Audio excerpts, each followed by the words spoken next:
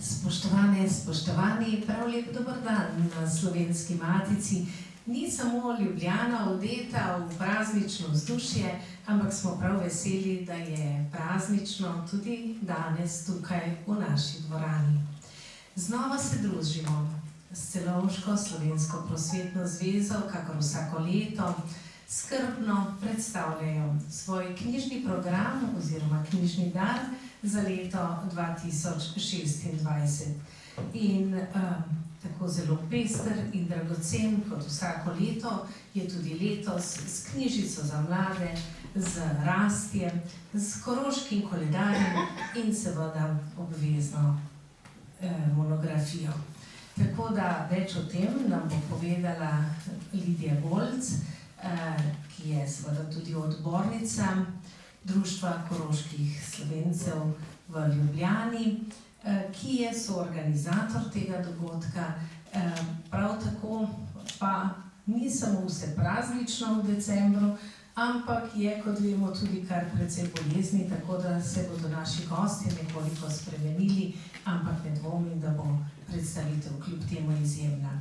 Izjemna tudi zato, ker bo to še eno sporočilo nam tukaj v Matici in matični Sloveniji. Kako živeti, čutiti, misliti, dihati tako svoj slovenski jezik, slovensko besedo, kot seveda tudi občutenje slovenstva. Predajam besedo gospe Lidiji Golc, ki vas bo popeljala v ta dan.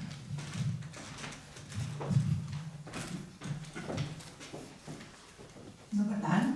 Malo sem presenečena, pa vendar vesela, da se nas je toliko zbralo, da pozdravimo Slovensko prosvetno zvezo z njenimi novimi publikacijami, predvsem pa z knjižnim darom.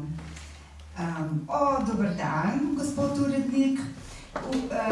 Aljaša, lahko jaz do konca povem? Izvolite, sedi se tukaj. Se jaz zamujam.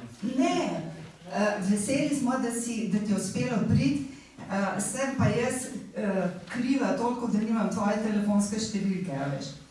Tako da letos imamo v prosvetnem knjižnem daru leta 2026 Koroški koledar, katerega urednica je naša Klasja Kovačič, ki me je medtem obiskala in mi je prinesla te dve glavni publikaciji, tako da sem si natančno že to prebrala. Drugo je Rastje, o katerem malo več vem. Potem je knjiga Hiša z odprtimi vrati, avtorice Nadje Perč, z ilustracijami Maje Ljubi. To je zelo simpatična lirika v slovenščini in v nemščini, ki je tudi ilustrirana primerno za otroke 4. 5. razreda osnovne šole naše. Potem upam, da si prinesel tudi dodatke, ultimativni Bališ fan paket. To je majčka pa pesmarica, te še posebej veselimo, ker so Bališ res zelo aktivni, že toliko let, pa še vedno tako sveži, vsakeč, ko jih poslušamo. In potem knjiga Identiteta brez sovražnika, Marjana Šturma.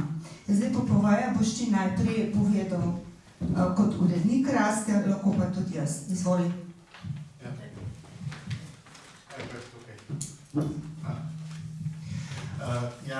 Najprej dober dan.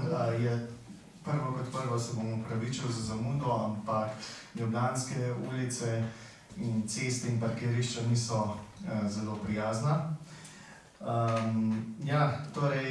Moje ime je Janš Pestotnik, jaz sem glavni urednik Rastja, zdaj že 3. leto zapored sem nadomestil Miho Vrbinca. In Rastje je literarna revija, ki jo je ustanovila Anita Hudal in je nekako nadaljevanje tradicije literarnih revij na Koroškem. Razdeljena je na dramski del, lirični, prozni in pa po novem tudi prevajalski, letos dramskih besedil ni. Je pa posebnost letošnje revije to, da se osredotoča na 80. obletnico konca druge svetovne vojne in sicer v sodelovanju s Karlom Volkom oziroma z njegovo razstavo Sivi s pacem smo se odločili, da bo letošnje rastje tematsko in da se bo osredotočalo na svobodno družbo 80 let po koncu druge svetovne vojne. Tako da letošnje delo je bilo nekoliko bolj raznoliko, kar se tiče samega uredniškega dela. Torej, se je bilo treba res ukvarjati z vsakim besedilom posebej. Namreč tema svobodna družba 80 let po koncu druge svetovne vojne je tako obširna, da pravzaprav lahko zajema vse, so pa tudi izjeme. Zato sem pa tudi vsako besedilo dvakrat pregledal in preveril, ali spada v ta okvir ali ne. Druga stvar pa, če boste pogledali letošnje rastje, je nekoliko tanjše kot prejšnja leta. To je pa tudi zaradi tega, ker je nekoliko manj sodelujočih in vsak avtor je poslal v bistvu največ eno ali dve besedili. Kljub temu se mi pa zdi, da je zaradi tega izbora to, kako bi rekel, bolj nekaj novega je. Pač postavili smo literarni spomenik temu obdobju in tej obletnici. Zajema pravzaprav ne samo spominsko kulturo, ampak tudi pogled na družbo danes. Kot rečeno, zaradi tega je potem tudi tema pravzaprav široka. Ja,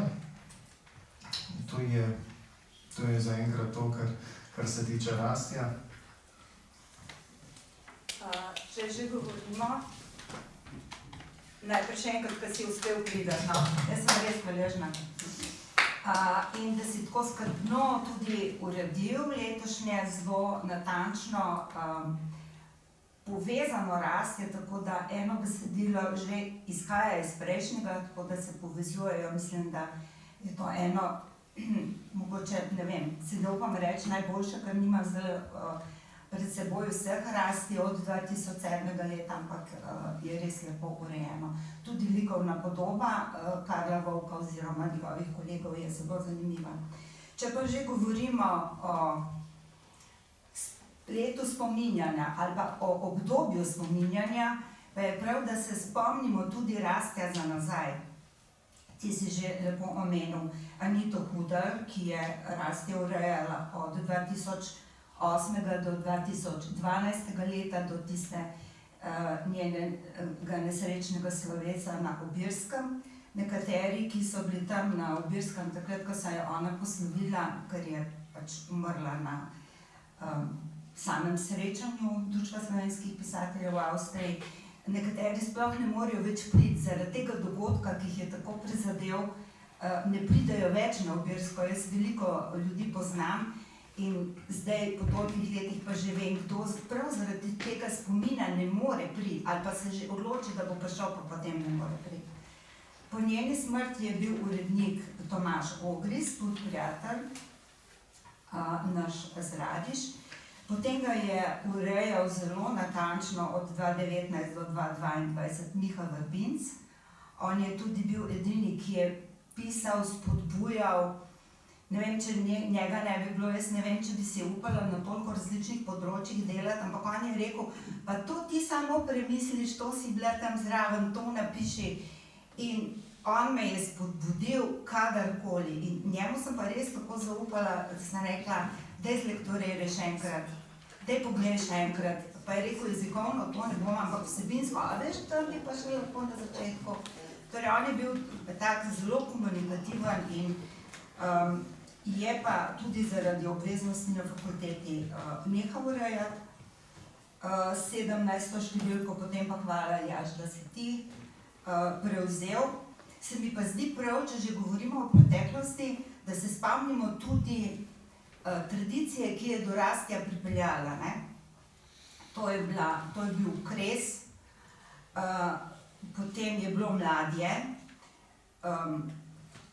O Mladju je pisal Floren Lipuš v zadnji svoji knjigi Mrtve stvari od strani 52 naprej. Imamo zdaj tudi Mladje, ki je izšel v zborniku. Zelo zanimivo.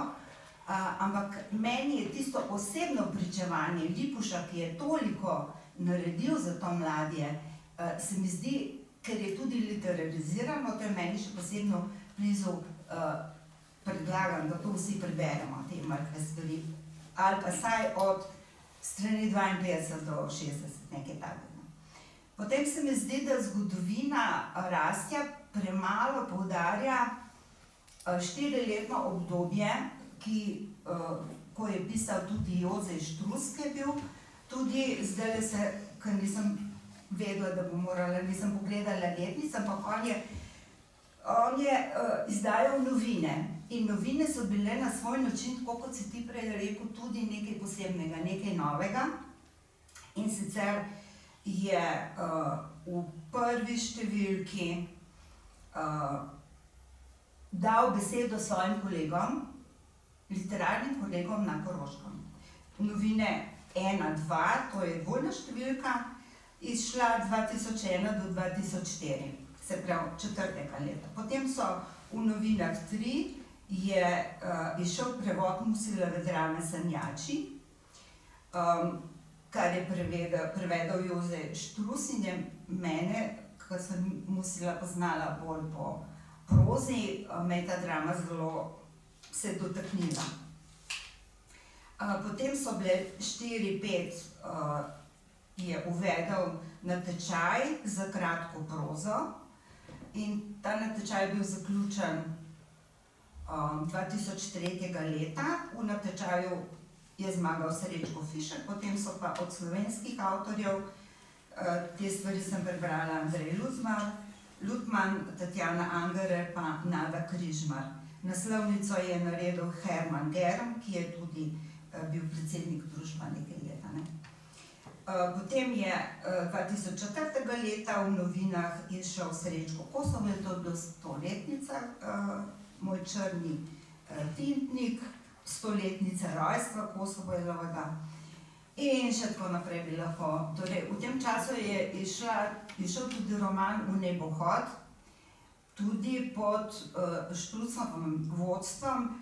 To je roman Cvetka Zagorskega, zelo zanimiv roman, ki pa sta ga pohvalila v bistvu samo Franza Dravec in pa Lev Detela, ki spremlja naše delo in je tudi v Rastju imel zelo veliko vlogo. Jaz bi predlagala, da ti nekaj poveš o Detelovem prispevku tukaj noter.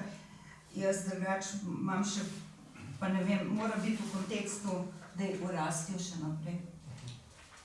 Ja, no, ker se je ravno omenila Leva Detela. On je pravzaprav tudi eden izmed, bi rekel, najmočnejših recenzentov v Rastju. Od njega lahko skoraj vsako leto pričakujem neko recenzijsko delo in glede njegovega dela v Rastju, meni se zdi zelo zanimivo po strukturi in pravzaprav, ne moramo temu reči po ima, ampak je pravzaprav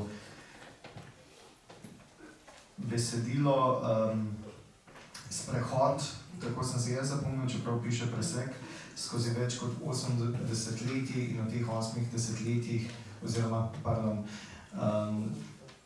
pesem je sestavljena tako, da se vsak vers ali pa vsak drug vers začne z po abecedi, torej prvi del se začne z A-jem, drugi del z B-jem, s C-jem, Č-jem in tako naprej. In v tem se sprehajamo skozi teh 8 desetletij od druge svetovne vojne, različne teme odpira ta pesem na razne vprašanje in je zelo zanimivo tudi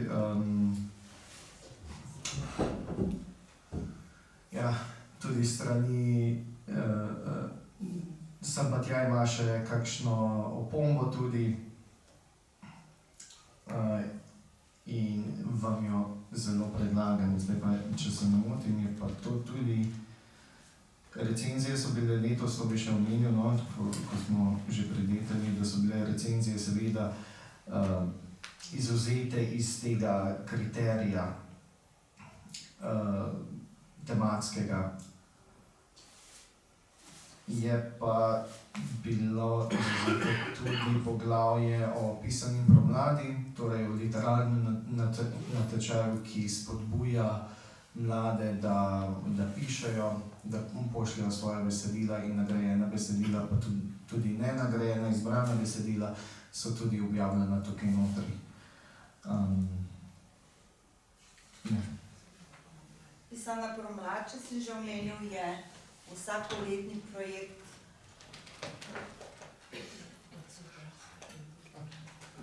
Je vsakoletni projekt, ki spodbuja mlade, da pišejo. In sicer sodelujejo v tem, mogoče beseda projekt ni ravno ustrezna. Torej, vsako leto otroci, dijaki pišejo na določeno temo.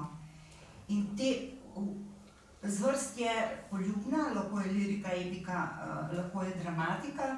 In mladi napišejo okrog 600 takih prispevkov, ki jih komisija potem prebere, izbere. Kakšen je bil pa kriterij, da ste izbrali ravno te prispevke tukaj noter?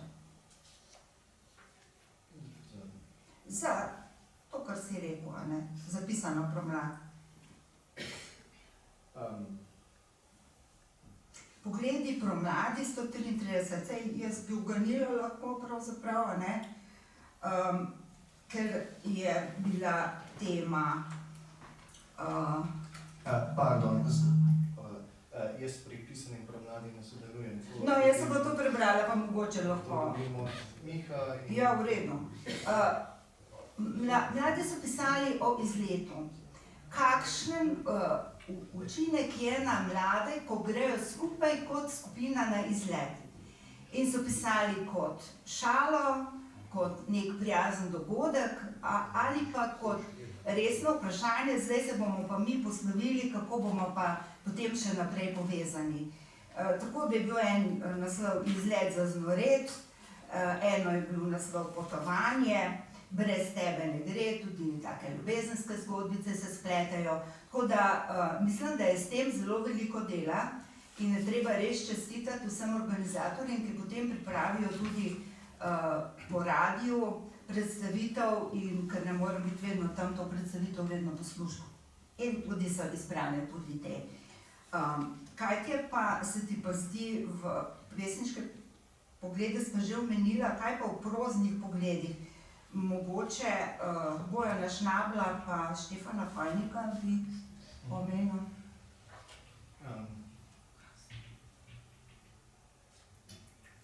No, recimo pri Bojanu Šnablu, on ima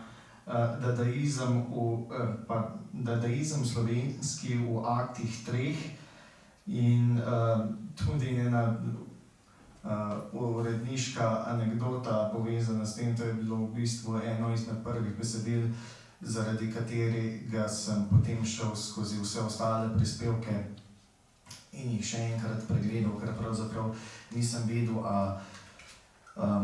a spada to pod našo letošnjo temo ali ne. In prvi akt vsekakor, potem pa nisem bil več čisto tako siguren. Pa sem videl, da ja.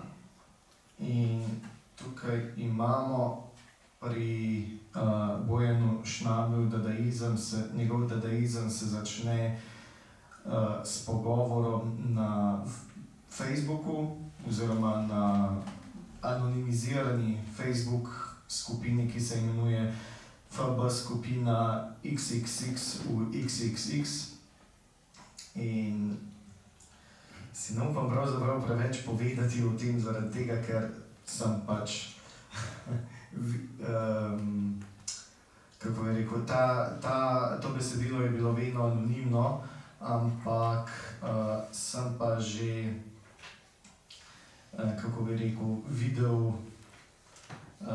prvi osnutek. V prvem osnutku je jasno, za koga gre in kje so. Če pa razberete, pa mislim, je malo bolj jasno, lahko bi bilo pa kljub temu kjerkoli drugi. Potem z drugim aktom je pa v vlaku za Beljak z brez komentarjem, torej razmišljanja na poti v Beljak. In pa tretji akt je poglavje, bi rekel, o Celovškem polju. Zaključi pa to besedilo, ki ni tako zelo dadaistično, kot zgleda, s tem, da je zelo jezen, ker njegova raziskava, ki se ukvarja s Celovškim poljem, da so jo zavrnili slovenski intelektualci. In to, kar v prozi pove, to, kar je na strani 76, to me mene malo presenetilo, ker je pravzaprav dodatek k temu zelo zanimivemu besedilu, ki se na poseben način na zgodovino nanaša. Seveda je pa on o Celovškem polju zelo veliko pisal. Tam ne vidim, da naju priganjajo, ampak vseeno se mi pa zdi, a dovoliš, pri esejističnih pogledih je treba omeniti enega zelo mladega avtorja, Simona Urbana, ki se s Peršmanovo domačijo ukvarja. To imamo tudi v Koroškem koledarju, piše Ana Grilc o tem problemu. Potem pa je moj prispevek o zgodovini naše družine, o družini Grafenauer, kar sem sestavljala 3 leta, pa se mi še zdi, da v virih je veliko tudi napisano. To predlagam tudi, da preberete. V literarnih pogledih pa Lev Detela piše o Štefanu Fajniku, o Tinetu Goležu, o moji liriki in pa o zbirki Prebrati Evropo. Mislim, da ni prav, da ne bi nič povedala o Koroškem koledarju, a imaš ga tukaj? Vse, kar imam jaz, je... Ne, vse sem prebrala, tako da lahko sem bi pa rada imela tukaj. Koroški koledar je... Hvala. Koroški koledar je Ras je naša literarna revija, medtem ko Koroški koledar je pa poljudno-znanstvena revija. In v tej poljudno-znanstveni reviji je ravno tako tema 80-letnica od druge svetovne vojne, tako da tukaj sta se uredništvi povezali in zdaj jaz težko izpostavim, hvala gospa Spomenka Hribar za Koroško zibelko slovenstva, malo so mi solze tekle, zelo lepo ste to napisali, čudovito, najlepša hvala. Eva Hartmann in Simon Urban, ki sem ga že prej omenila, sta malo več o spominjanju s preteklostjo povedala, potem Jože Mesner o okusu solidarnosti, njega poznamo kot sina Janka Mesnerja in je vedno vztraja na svojih pozicijah. Zelo vesela sem, da je Ana Grilc tako objektivno pisala, tako da sem tudi povezala nekatere podatke, ki sem jih brala sama, pa v medijih kolikor je ona mlada, pa se z umetnostjo ukvarja, je to res treba prebrati. Irena, hvala lepa za ta prispevek, za mir bom govoril, ljubezen, svobodo. Tukaj si pa vložila, ne samo, mislim, sama sebi si vložila, pa vse svoje znanje in res ti hvala. Jože Štrus je tudi prijatelj, ki mi kdaj kaj pripelje domov, kakšno gradivo, in je napisal odličen prispevek o Prežihovem Vorancu kot pripovedovalcu in o njegovem vplivu na avstrijsko-koroško literaturo. Andrej Leben je pisal o Prežihovem Borancu v nemških prevodih. Hvala, da njegovo delo nadaljuješ, to mora biti tudi veliko energije v to vložene, ker si še zaposlen zraven. Potem je o Kosovelu Janez Vrečko, Bogomila Kravo se upravičuje, da danes ni mogla priti, ima obveznosti v Trstu, je razširila svojo temo o slovenskem gledališču v Trstu ob 120-letnici začetka rednega delovanja in odlična prijateljica, kolegica, ne vem, čeprav je toliko mlajša, Julija Šelander-Obid, je predstavila nagrajenko znaka Dežele Koroške, tudi Vizer Mošič. Potem je pa sledi pregled gledališkega dogajanja, s tem bi verjetno zaključili, ampak vseeno me zanima, kako si se ti Andrejevega dela lotil, kako je bilo to začeti, to je ogromno mora biti. Ali si ti dobil gradivo že, ali kako je to potekalo? Torej, jaz sem pregled delal pravzaprav tako kot on.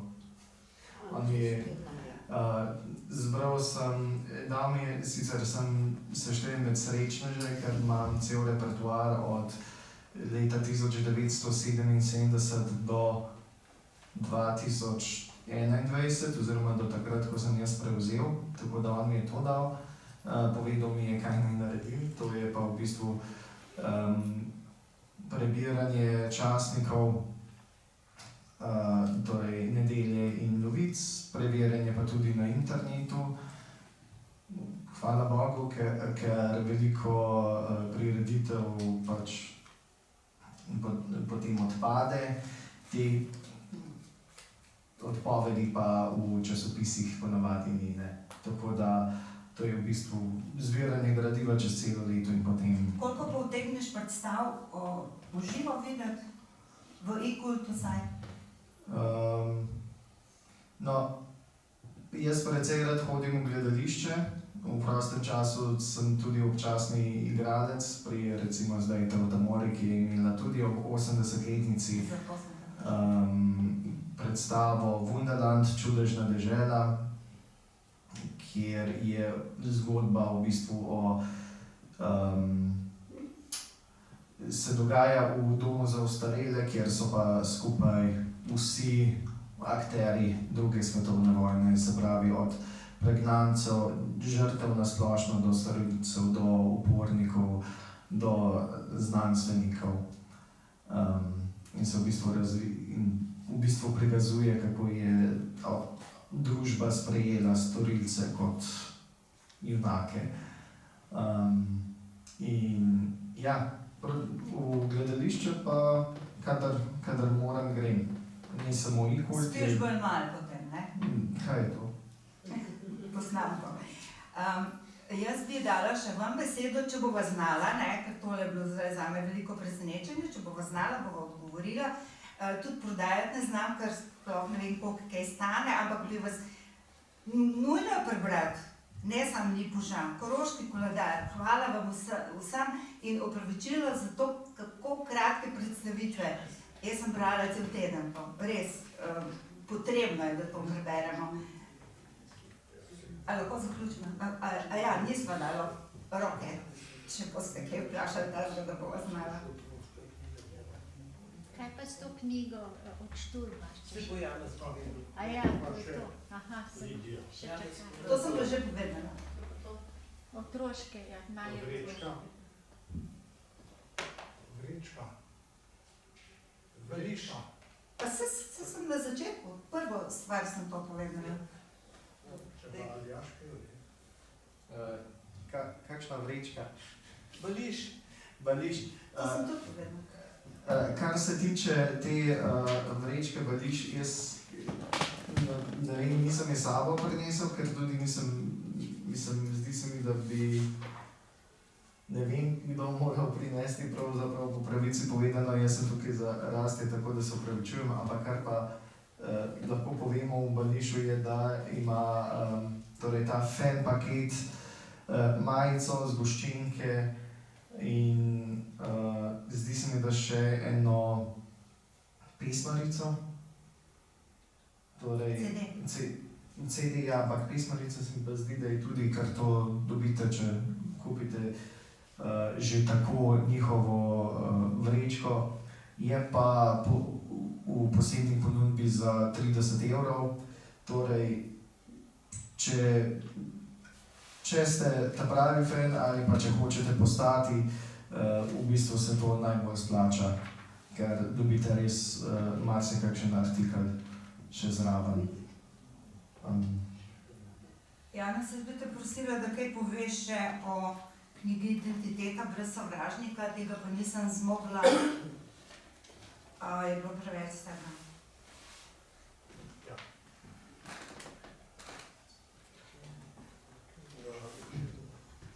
Prehladi so klester na obeh straneh. Pravi, da prehladi so klestri na obeh straneh karavan, zato ni urednice koledarja Klasje Kovačič, ker je do Maribora v petek še prišla, pa zbolela. Zato nimamo te vrečke Bališa, ki zraven sodi, in zato morda nekaj manj ste slišali in si morate sami ogledati tole otroško knjigo Hiša z odprtimi vrati oziroma knjigo za otroke, ker je vedno tudi sestavni del knjižne zbirke redne. Te 3 publikacije, Koledar, Rastje in otroška knjiga so sestavni del knjižne zbirke. Kot rečeno, je pa še kaj dodatnega, vključno s tem vrečko Bališa in knjigo Marjana Šturma, slovensko izdajo Identiteta brez sovražnika, ki jo je pa Šturm že v novembru 2-krat predstavljal v okviru Inštituta za narodnostna vprašanja in potem še enkrat tudi na inštitutu, ampak v organizaciji Kluba Korošcev. Ne Kluba Koroških Slovencev, ki je naš, plebiscitnih priznancev, ampak Korošcev iz Mežiške doline, ki tudi navezuje stike in sodeluje s Šturmom.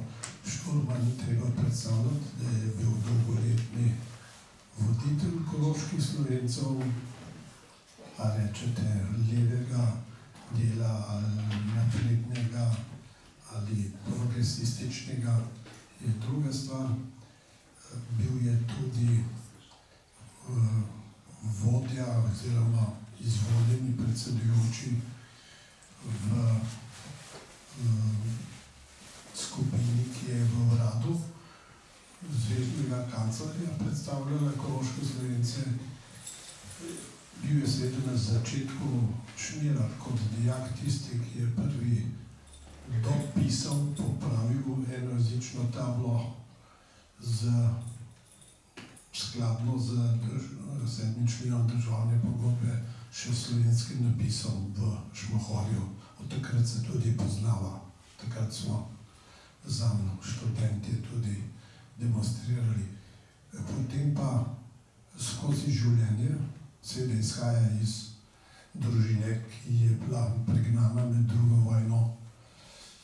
To zgodbo tudi sam opisuje, ta svoj razvoj, idejni, organizacijski, družinski, ki je izgubila v drugi svetovni vojni on sestrico, ki jo je nacistični zdravnik pozdravil z injekcijo, dokončno do smrti. 2 strica sta bila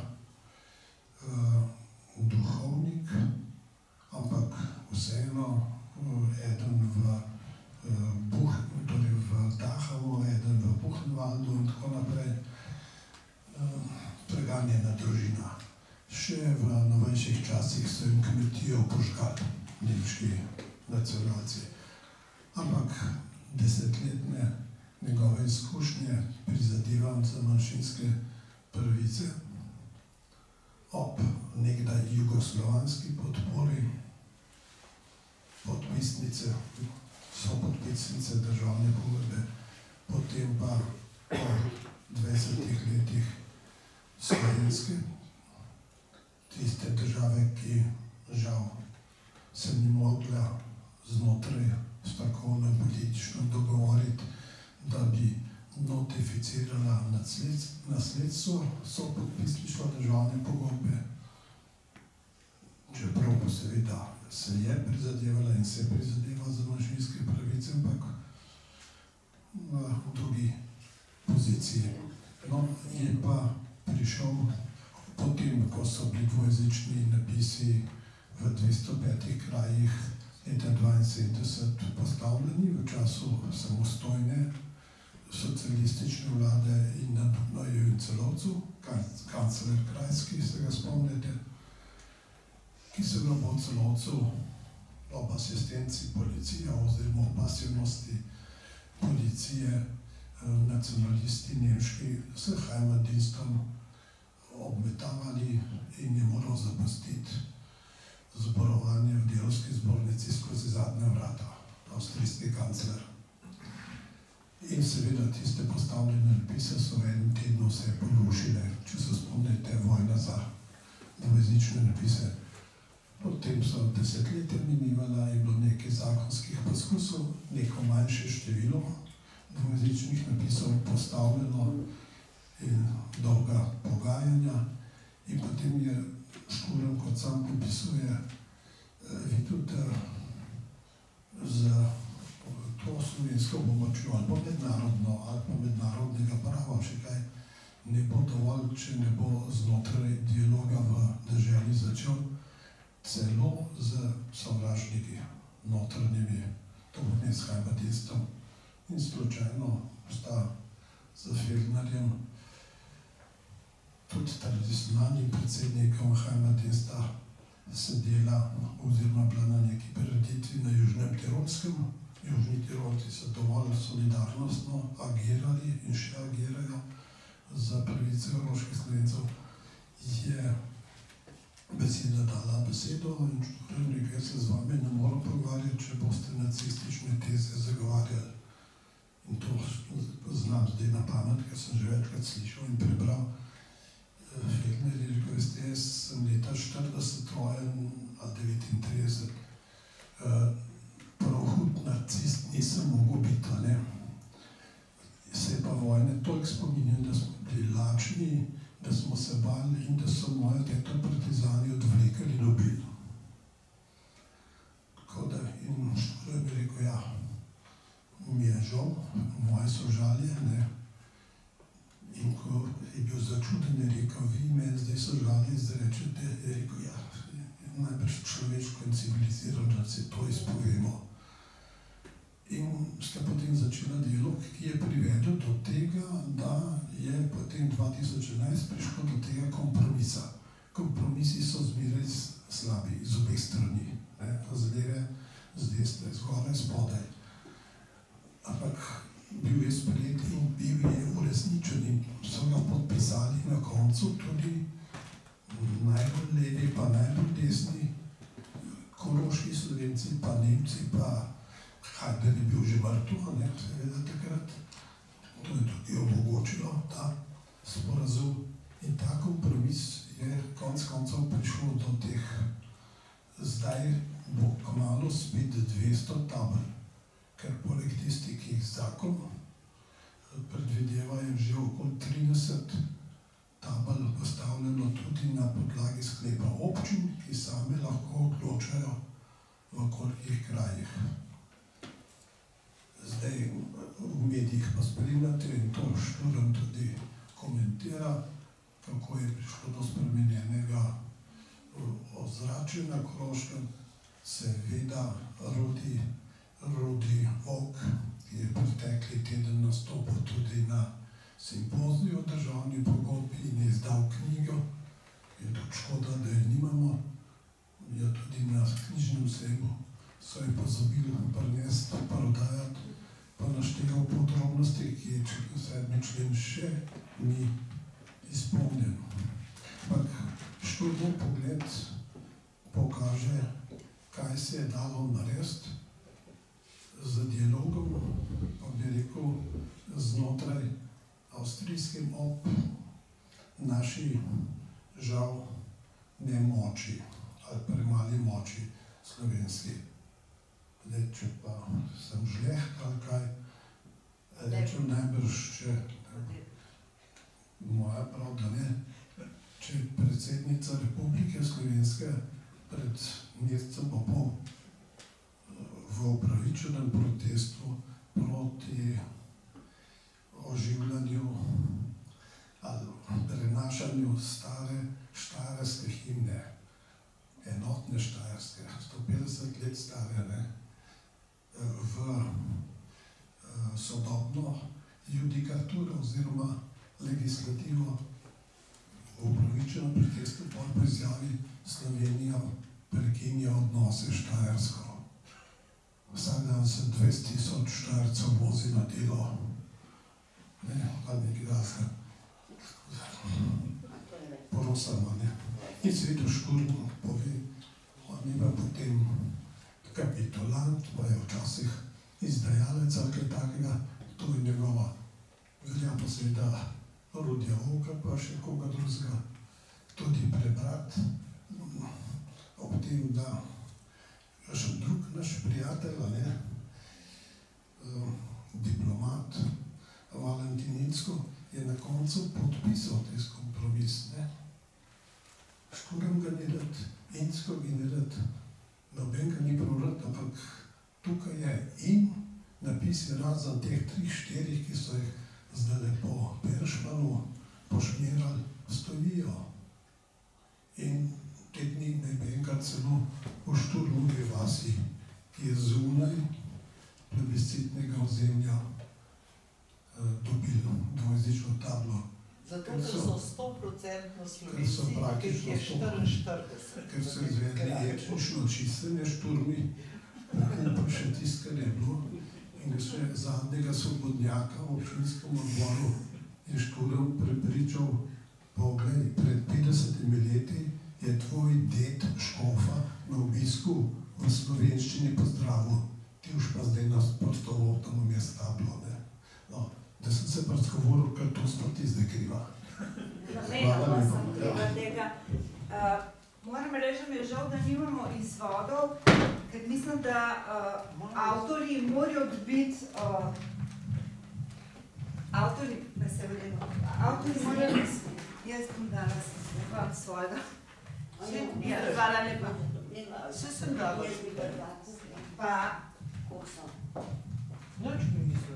Jaz nič ne. Meni ni noben dal, jaz bom dala. jaz bi za Bogomilo prosim vzela. Kdo še rab rastje, da je avtor, pa ni dobil? Mislim, da ostale stvari se mi lahko že privatno pogovorimo. Malo je bilo šumenja danes, razno raznega iz raznih vzrokov. Jaz želim, da se klasja pozdravi, pa da vsi dobite tiste stvari, ki jih želite. Če bo zmanjkalo izvodov, se pa tukaj napišite, pa bomo poskrbeli, da jih dobite. Hvala lepa.